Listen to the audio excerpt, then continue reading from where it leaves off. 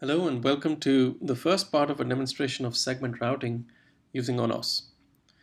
For this demo, we are using software switches that run in Mininet.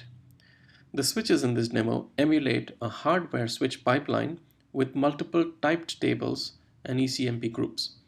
In a later part, we will show the same demo using hardware switches from Dell. The topology created by the switches is shown in this picture, and on the left over here we have the controller CLI on which we can actually check to see what switches are connected to the controller, and we can also see what links the controller has discovered. We can also check to see what hosts are connected to this topology, but right now the controller is not aware of the hosts because they haven't spoken. Next, we shall also look at a few other aspects of the switches. For example, these switches switch shows us since when have these switches been connected to the controller and at what management IP address they're connected to this particular controller known as Mininet VM, because that's the host name of the controller that I'm using. Also, it shows us that the switches have names that have been given to them for three different cities: San Francisco, Dallas, and New York.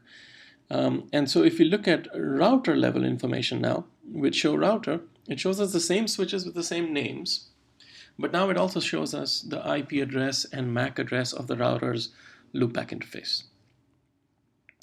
You see the same information on the picture. It also shows us that which routers are edge routers and which ones are backbone routers.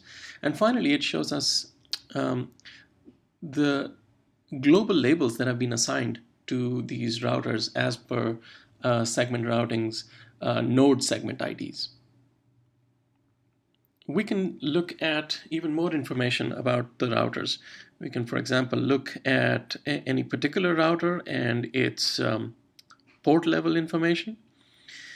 This shows us that for the first router, router 101, there are 2 ports that have been configured with subnets on those ports, as well as adjacency labels have been assigned to them, which is another segment routing term which has locally significant label information.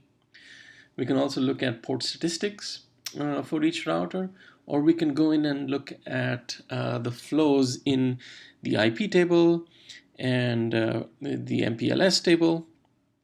Sorry, we have to stretch the screen a little bit over here to prevent wraparound. And also look at the ACL table information, which really doesn't have anything right now. And finally, we can look at the switches or the routers group table information.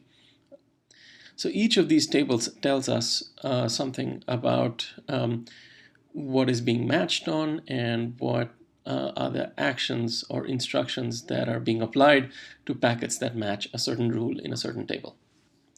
In subsequent videos, we shall explore each of these tables and the functions that's happening inside the switch as we perform segment routing.